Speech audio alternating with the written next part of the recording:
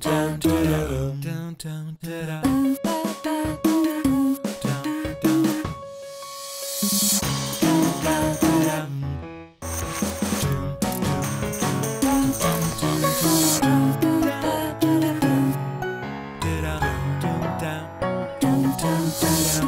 Bureau a démarré son activité en société coopérative en 2008, mais après une année qu'on avait passé en coopérative d'activité, une coopérative d'activité à Toulouse qui s'appelle la Maison de l'Initiative.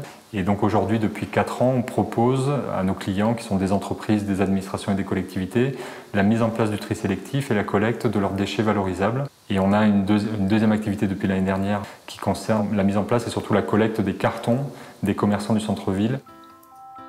Auparavant, ces cartons étaient quand même collectés tous les jours et incinérés. Aujourd'hui, c'est à peu près 3,5 tonnes à 4 tonnes de cartons qui sont collectés tous les jours. Et c'est 4 emplois et demi qui sont créés via cette activité.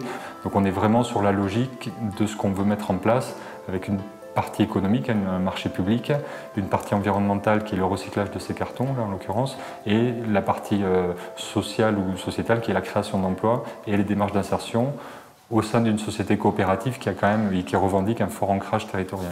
Donc, je suis chargée de l'accompagnement socio-professionnel des salariés qui sont en parcours d'insertion. On a actuellement 6 salariés qui sont sur ce type de contrat au sein de l'entreprise. Donc on va travailler ensemble des dossiers de recherche de logement, on va peut-être aussi travailler sur de l'accompagnement budgétaire. Voilà, on va essayer ensemble de comprendre ce qui les freine dans leur recherche d'emploi, voilà, ce qui les empêche de stabiliser leur situation professionnelle.